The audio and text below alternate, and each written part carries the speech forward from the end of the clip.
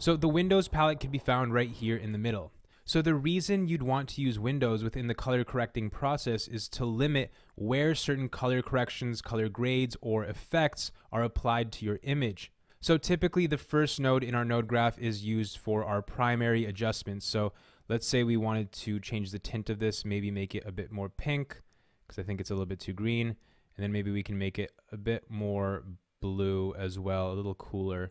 Now for this example, I want to eventually create a window for my goggles over here so I can brighten up just the goggles. So what I'm gonna do is create a new node. Now I'm gonna rename this first node over here. I'm just gonna call it primaries.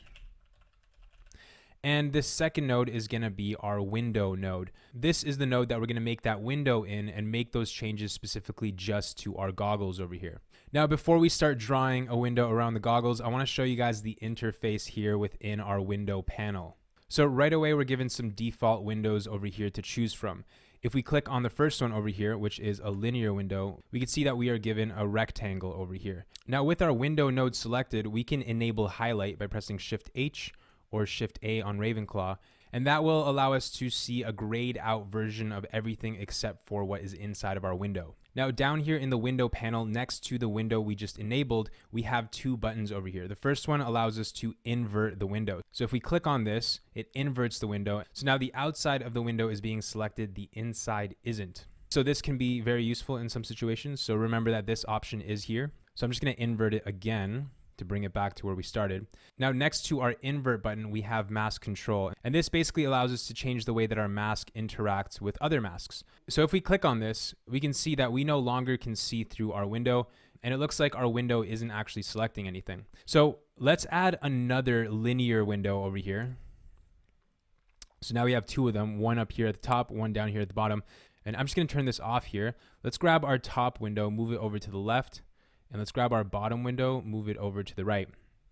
Now with the top window selected, if I hit this mask control button, let's see what happens. We can see that it's subtracting the selection within this window. So this can also be useful in a lot of situations where, let's say you have one object entering another object and you want to remove that object. Well, you can create a window around that other object and track this mask to that other object. And that way you can get a selection around the interfering object and remove it from your original selection here in the first window. That way you can remove whatever is in this window from the second window here. It's for reasons like that that we would want to enable this mask control button. So I'm just gonna disable this top window over here. Let's go to our bottom window and start playing around with some of these settings. So to the right over here, we can see we have transform and softness. So transform allows us to actually transform the shape of this window. So we can scale it up, play with the size, aspect. We got pan, we got tilt, we got rotate. We can rotate it left and right. And we can also change the opacity as well if we choose to. Now down below that, we have the softness, which is basically like the feather of the edge of our window. So if we bring this up, we can soften the left side, we can soften the right side. This is really cool because it's not like a global softness that affects every single side. We can really easily apply this softening only to the sides that we want. And if we ever want to reset, we can just double click on the word here and it'll bring it back to the default. Same with any of these settings over here as well. Now, most of the time when I'm creating windows, I'll have highlight turned off so that way I can actually see everything. Otherwise, that gray area blinds you from the rest of the image, and that can make it a little bit harder when it comes to actually shaping your windows. So by default, there's a bunch of different windows in this panel over here, and right now we created an extra one. With this extra one selected, we can hit delete and it'll delete it. But with any of these other windows selected, if we select one of these and try to delete it, we won't be able to, and that's because these are defaults. We could basically enable and disable them. And if we want to reset it, so let's say we move this window and we just want to reset it, we can't delete it. So what we can do is go up here to the top right, these three dots over here, and we can select reset selected window, and it will bring it back to its default form. Now I want to go over some shortcuts with you guys to create new nodes with some of these default windows already created on those nodes. So I'm just going to disable this one here, and let's delete our second node over here. With our first node selected, if we hit Option C, we can see that we've created a new node with a circle window on it already. I'm going to delete that. If we hit Option Q, we've created a new node with a linear window on it. Now, the way that the linear window works is it's basically like a rectangle. It has 4 corners and that's it. We can't add any more corners to these, but we can select and drag each one of these corners so we can completely change the shape if we wanted to. But we can also grab these handles on the sides and move them around like this. And we can also rotate it right here in the middle as well. So this is how the linear window works. The next one is option G. And by doing that, we've created a new polygon window. Now the polygon window is different from the linear window because we can add points to it anywhere that we want. So we can really customize it by adding those extra points however we want. And just like before, we can rotate it here in the middle as well. So I'm going to delete that node. And finally, we have option B, which is the one that I use the most, which is our polygon window. So we can see that nothing's happened here, and that's because with the polygon window, it requires us to actually draw the window ourselves. So in this case, we're gonna want to draw a window around my goggles over here. So let's do that. So let's zoom in, middle mouse click to move over. And we can start clicking and dragging around here to create a new window. I'm gonna try to go just outside that white edge in the mask. I'm currently masking a mask. Maskception. Except it's not called a mask here in DaVinci. They're calling them windows. And it took me a little bit of time to get my brain to start calling them windows because I'm used to calling them masks.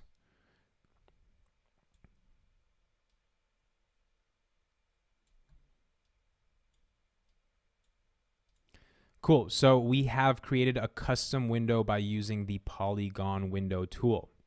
So if we hit Shift A, we can see our selection. So we've selected only the inside of the goggles here, only the glass part. So now we can start making changes to just that one part of our image. Now, I'd want to feather out the edge a little bit because we're gonna have a really hard line there. And a lot of the time that doesn't look good. But let's just see what it looks like right now. So if we go to curves, and we bump this up, doesn't look too bad, but we can see on the edge right here, it looks a bit weird. Let's see what it looks like if we feather it out. So we'll go to the softness area here under our Windows panel, and let's bump up that softness here. Now you can see because we're using the polygon window, we only have one of these parameters available to us right here.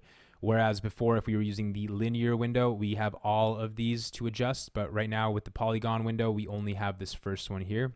So this is kind of like a global feather adjustment to our entire window. So if I press Shift A to enable highlight, we can see how much we're feathering it out. So just a little bit will do the trick for this. That looks good.